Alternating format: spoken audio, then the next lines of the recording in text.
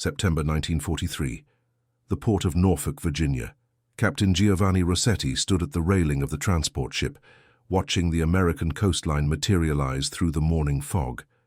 Around him, 300 Italian soldiers who had surrendered in North Africa just months earlier clutched their few possessions and wondered what fate awaited them in this strange land. Most had heard the stories from their officers during the crossing, tales of American brutality, of prison camps where men died from neglect, of a nation that would show no mercy to those who had fought alongside Germany during the conflict. Rossetti himself had prepared his men for the worst, reminding them that dignity and suffering was all that remained to them now. They could not have been more mistaken. Before we dive into this story, make sure to subscribe to the channel and tell me in the comments where you're watching from. It really helps support the channel. What these Italian prisoners were about to discover in a rural camp in Georgia would fundamentally challenge everything their propaganda had taught them about America, transform their understanding of democracy, and create bonds that would last generations. The journey from Norfolk to Camp Oglethorpe in northern Georgia took 2 days by train. Sergeant Marco DeLucci, a former schoolteacher from Turin, kept a detailed diary throughout the experience. His first entry from American soil remains preserved in his family's collection to this day. He wrote about the landscape flowing past the train windows, endless farms, small towns that seemed impossibly prosperous, and people who waved at the passing train despite knowing it carried enemy prisoners. This simple gesture confused him deeply. Lieutenant James Patterson commanded the military police unit responsible for transporting the prisoners. A 32-year-old farmer from Iowa, Patterson had specific orders about prisoner treatment that surprised him with their humanity. The regulations specified adequate food, medical care, and living conditions that met international standards. But Patterson noticed something that went beyond mere compliance. His superior officers genuinely seemed to believe these men deserved decent treatment. The train stopped briefly in Chattanooga, Tennessee, where the prisoners received their first American meal. Private Antonio Benedetti, barely 20 years old, had survived on minimal rations since his capture in Tunisia. The meal consisted of roast chicken, mashed potatoes with gravy, fresh green beans, 2 slices of white bread with butter, apple pie, and real coffee with sugar and cream. Benedetti stared at the tray for several minutes, convinced there had been some mistake. When the American guard encouraged him to eat, Benedetti began to cry. Captain Rossetti observed his men's reactions with growing confusion that afternoon. He had commanded these soldiers through harsh conditions in North Africa, where they had often survived on hardtack and whatever local food they could obtain. But this abundance unmanned them in ways that hardship never had. Several men refused to eat, suspicious of poisoning, or convinced this treatment must be a prelude to some cruelty. Camp Oglethorpe occupied several hundred acres of rolling Georgia countryside near the small town of Thomaston. The facility had been constructed specifically to house Italian prisoners, based on knowledge that Italy had withdrawn from the conflict, and many Italian soldiers had become reluctant participants. Colonel Robert Henderson commanded the camp, a career military officer who held firm beliefs about how prisoners should be treated according to international standards. The camp itself defied every expectation the Italians had formed. The barracks were simple but solid wooden structures, each housing 40 men in individual beds with clean mattresses and blankets. Each building had electricity, heating stoves for winter, and windows that opened. There was a central dining hall, a recreation area, and a small library.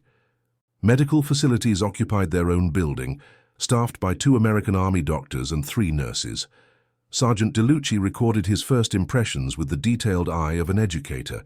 He noted the absence of guard towers with machine guns, the relatively small number of armed personnel, and the almost casual way the American soldiers conducted themselves. During the initial processing, an American sergeant explained the camp rules through a translator. The rules seemed reasonable, but what struck DeLucci most was what came next. The sergeant explained that prisoners would receive work assignments and would be paid for this work at the same rate as American soldiers of equivalent rank. This announcement created stunned silence. Private Luigi Fontana, a mason from Naples, simply could not process this information. The concept seemed nonsensical. Prisoners receiving payment, the same payment as American soldiers. When the first month passed and actual American currency appeared in their accounts, the reality became undeniable. The work assignments themselves revealed another dimension of this strange captivity. Most prisoners were assigned to agricultural labor on local farms, where Georgia's warm climate created constant demand for workers. The regular farm workers had either enlisted or moved to better-paying factory jobs, leaving a severe labor shortage. The Italian prisoners filled this gap. Corporal Francesco Marino found himself assigned to the Wexler farm, a 300-acre operation run by Samuel and Martha Wexler, a couple in their 50s, with 3 sons serving overseas. Marino spoke almost no English when he arrived that first morning in October. Samuel Wexler was a quiet man who believed in leading by example. He showed Marino how he wanted the cotton harvested, demonstrated the technique himself, then worked alongside the Italian prisoner for the entire day. At noon, Martha Wexler arrived with lunch. She spread a cloth under a shade tree and laid out sandwiches, cold lemonade, and fresh cookies. She gestured for Marino to join them, and the 3 sat together and ate. This simple act confused Marino more than anything else he had experienced in America. These people's sons were somewhere across the ocean, possibly in conflict with Italian forces at that very moment. Yet here sat the parents, sharing their food with an enemy prisoner as if he were simply another farm worker. As autumn progressed into winter, the Italian prisoners began to integrate into rural Georgia life in ways that seemed impossible. Sergeant DeLucci noted that the local population's attitude evolved from cautious curiosity to something approaching friendliness. The people of Thomaston recognized that most of these Italians were ordinary soldiers caught up in forces beyond their control. The camp allowed prisoners to attend religious services in town under guard. Father Michael O'Brien, the priest at St. Thomas Catholic Church, welcomed the Italian prisoners to Sunday Mass with an openness that surprised his congregation. He gave portions of the service in Italian, drawing on his grandmother's heritage. After services, several church families began inviting small groups of prisoners to their homes for Sunday dinner. By Christmas of 1943, it had become an established tradition. Private Benedetti attended one of these dinners at the home of John and Elizabeth Patterson. They had a son flying bombers over Europe and a daughter working in a factory in Atlanta. Elizabeth Patterson cooked a traditional Christmas dinner, turkey with all the fixings. Benedetti sat at their table with 2 other prisoners and 3 family members, attempting conversation in broken English and creative hand gestures. At one point, John Patterson asked Benedetti about his family in Italy. Benedetti explained that his mother and 2 sisters lived in a small village in Tuscany, that he worried constantly about their safety. Elizabeth Patterson's eyes filled with tears. She disappeared and returned with paper, an envelope, and stamps. Through gestures, she made clear that Benedetti should write to his family, and she would help ensure the letter reached them. This kindness from the mother of a soldier who might be over Italian cities at that very moment overwhelmed Benedetti completely. Captain Rossetti observed these developing relationships with conflicted feelings. As commanding officer, he felt responsible for maintaining discipline among his men. But he recognized that something unprecedented was happening. The Americans were treating them not as enemies to be punished, but as human beings deserving respect. This was not weakness. The Americans possessed overwhelming power and could have chosen otherwise. The winter proved mild, but still brought cold rain and occasional ice to Georgia. The camp administration ensured prisoners had adequate winter clothing. Medical care proved equally surprising. When Private Carlo Russo developed appendicitis in January, he received immediate surgery from an American military surgeon who treated him with the same care he would provide to an American soldier. The camp library deserves special mention. Colonel Henderson believed that idle minds created problems, so he worked to provide educational opportunities. The library contained several hundred books, many in Italian. A retired schoolteacher from Thomaston, Miss Eleanor Hayes, volunteered to organize the library and began teaching English classes. By spring of 1944, more than 50 Italian prisoners attended regularly. Miss Hayes was 63 years old, a lifelong educator. She approached teaching the Italian prisoners with dedication, creating lesson plans adapted to adult learners and treating each student with patience and respect. Sergeant DeLucci became one of her most dedicated students. As a teacher himself, he appreciated her methods. Miss Hayes told him that she believed education built bridges and understanding, which the world desperately needed. As spring arrived and agricultural work intensified, the integration of Italian prisoners into the local economy became essential. Many of the Italians had been farmers themselves and brought knowledge that sometimes surprised their American employers. Corporal Marino's relationship with the Wexler family evolved throughout his time on their farm. Samuel taught him Georgia agriculture, how to recognize when cotton was ready, how to repair equipment, how to read weather signs. Martha began sending food back with Marino to share with other prisoners, fresh vegetables, eggs, occasionally a cake or pie. In May of 1944, the Wexlers received a telegram that their eldest son had been wounded in Italy. He would survive but faced a long recovery. When Marino arrived for work the next morning, he found Martha Wexler in tears on the front porch. Despite the language barrier, he understood immediately. Marino sat on the porch steps below her, and he began to speak in Italian, words she could not understand but whose emotional content needed no translation. Martha Wexler reached down and placed her hand on his shoulder, and they sat together in shared grief that transcended language and nationality. That evening, Marino organized something unprecedented. He gathered prisoners who knew how to carve or craft, and they created a gift for the Wexlers, a wooden cross, intricately carved with Italian designs, with an inscription in both Italian and English, expressing hopes for their son's recovery and gratitude for the family's kindness. When Marino presented this gift the following Sunday, Samuel Wexler embraced him and thanked him with words that came out broken and rough. The summer of 1944 brought news of the Allied advance through Italy and France. The prisoners followed these developments with mixed emotions. They wanted the conflict to end, but many worried about what they would find when they returned home.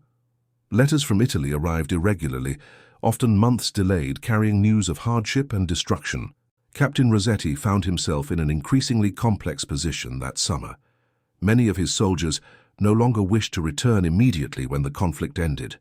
Some dreamed of bringing their families to America. Rossetti himself found his own certainties had eroded. American treatment revealed values he had been taught to dismiss: genuine belief in human dignity, commitment to fair treatment regardless of nationality, the idea that enemies could be treated with respect. In August, the camp organized a celebration of Ferragosto, the Italian summer festival. The prisoners prepared traditional Italian food using ingredients purchased with work earnings and donations from local families. They created decorations, organized games and music, and invited camp staff and townspeople. More than 200 people attended. The event featured Italian music performed by prisoners, traditional dancing, and abundant food shared among everyone present. Miss Hayes attended the festival and later wrote about it to her sister in Atlanta. She described watching Italian prisoners and American citizens eating together, laughing despite language barriers, celebrating together. She wrote that it seemed a glimpse of what the world might become when the conflict ended, people choosing to see each other's humanity. Private Fontana, the mason from Naples, had a skill that became increasingly valuable. Several local families asked if he might help with construction and repair projects on his days off for additional pay. Fontana rebuilt chimneys, repaired foundations, constructed stone paths. He took pride in this work, pride absent during his military service.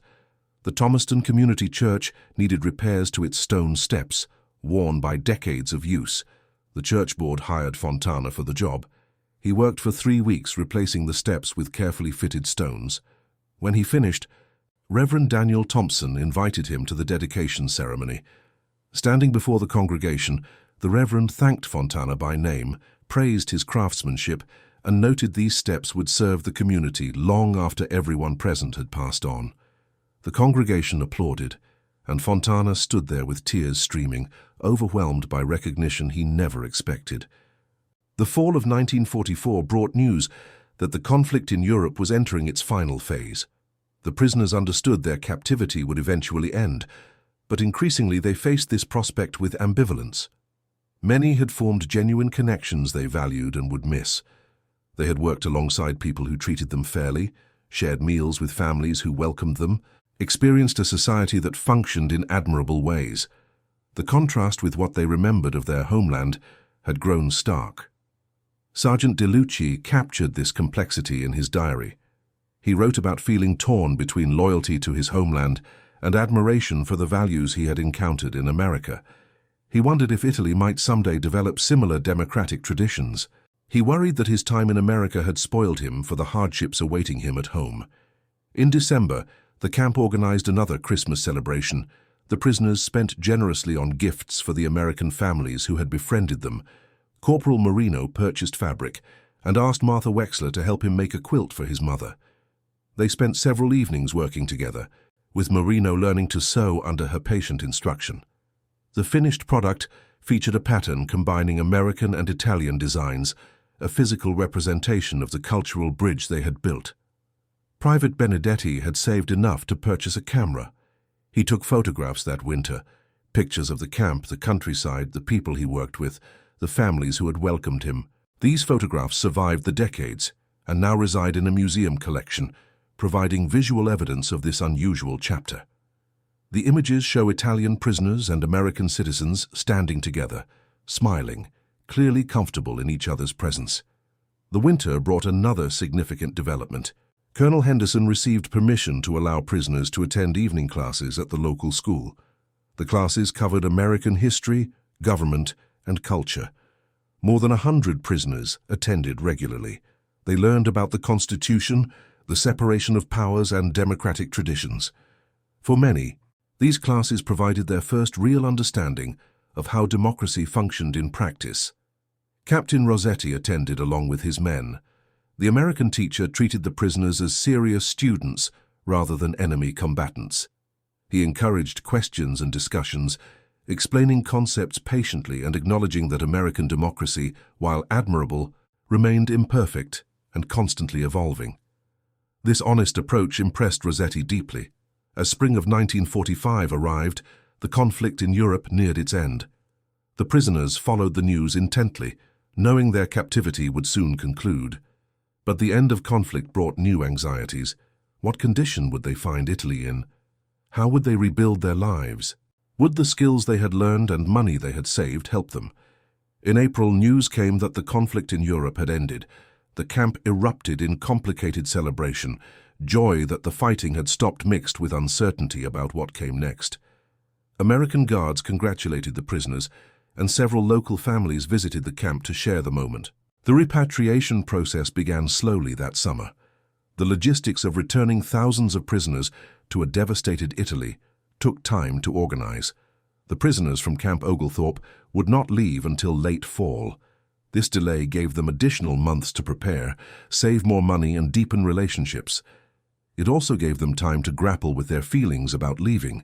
Corporal Marino spoke with Samuel Wexler about his conflicted emotions one afternoon in August. Marino's English had improved dramatically. He told Samuel that part of him wanted to stay in America, to bring his family to this country where he had been treated with unexpected dignity. But another part felt obligated to return home and help rebuild his nation. Samuel listened quietly, then shared his thoughts. He said Marino had a duty to take what he had learned about democracy and fairness back to Italy, to help his country develop into a place where such values could flourish.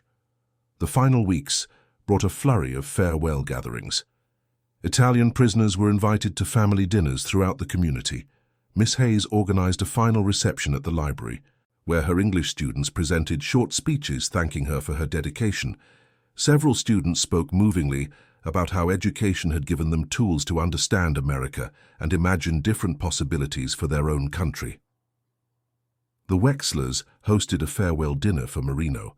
Martha presented him with care packages for his journey. Samuel gave him something more valuable, a letter of reference describing Marino's character and work ethic in glowing terms. He told Marino that if he ever needed help or wanted to return to America, this letter and their friendship would support him. The two men embraced with genuine affection. In November, the Camp Oglethorpe prisoners received their departure orders. They would travel by train to Newport News, Virginia, then board ships for Italy.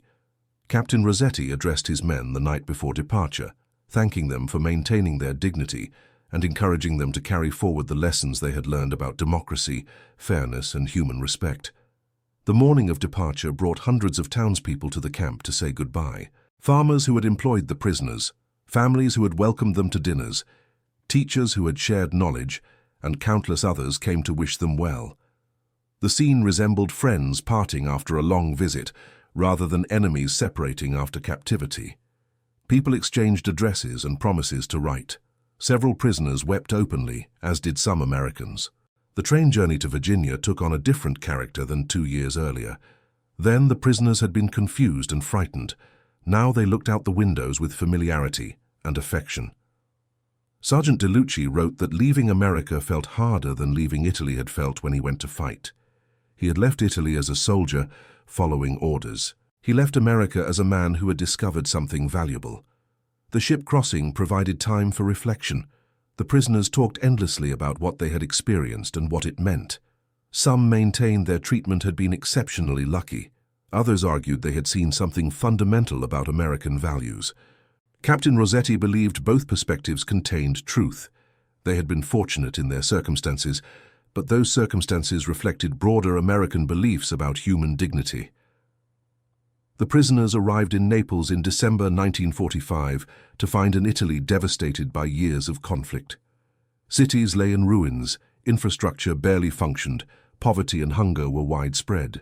The contrast with America felt overwhelming, but they also recognized opportunity. Italy needed rebuilding, and they had skills, savings, and new perspectives to contribute.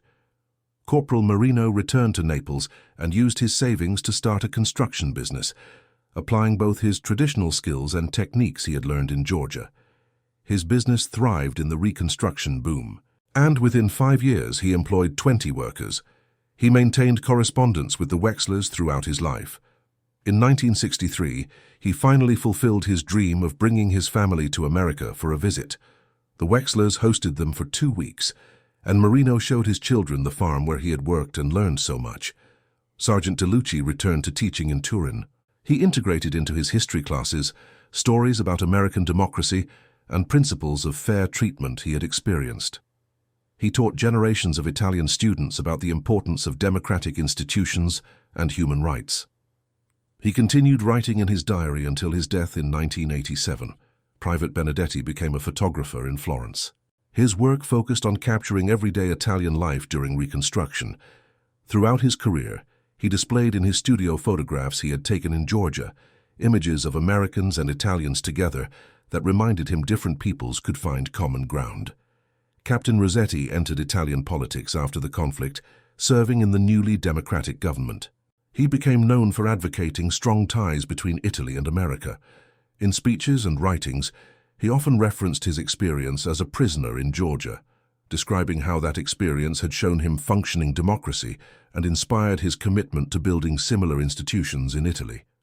The citizens of Thomaston remembered their Italian prisoners long after the conflict ended. Many maintained correspondence with men they had befriended. Several Italian families eventually immigrated to America, sponsored by families who had first welcomed them as prisoners. The community church still stands on the steps Francesco Fontana rebuilt, and a small plaque installed in 1995 acknowledges his craftsmanship.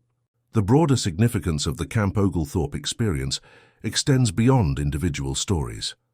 Italian prisoners of war in America generally received treatment that exceeded international requirements. This treatment reflected American values and strategic thinking. The belief that showing respect to prisoners demonstrated moral superiority and might influence post-conflict relationships. Many former Italian prisoners became strong advocates for American-Italian friendship and for democratic reforms in Italy. The Camp Oglethorpe prisoners returned home with more than personal memories. They carried new ideas about governance, human rights, and international relations. They had seen a large democracy functioning effectively even under the strain of global conflict. They had experienced being treated with dignity despite being enemies. These experiences shaped their understanding of what was possible and influenced how they participated in rebuilding Italian society. The kindness shown by ordinary Americans, farmers sharing meals, teachers offering education, families extending hospitality, demonstrated influence at its most effective. These small acts of humanity accomplished what propaganda never could. They transformed enemies into friends, created genuine understanding across cultural divides, and built foundations for lasting relationships. The people of Thomaston did not set out to conduct diplomacy. They simply chose to treat Italian prisoners as human beings deserving of respect, and that simple choice rippled outward across decades and continents. The Italian prisoners who passed through Camp Oglethorpe discovered something in rural Georgia that changed how they understood America, democracy, and human possibility. They found that enemies could be treated fairly, that prosperity could be widely shared, that different cultures could learn from each other, and that the values America professed were beliefs many Americans genuinely tried to live by. This discovery transformed them, and through them, contributed to transforming post-conflict Italy into the democratic ally it became. And that concludes our story. If you made it this far, please share your thoughts in the comments. What part of this historical account surprised you most? Don't forget to subscribe for more untold stories from World War II, and check out the video on screen for another incredible tale from history. Until next time.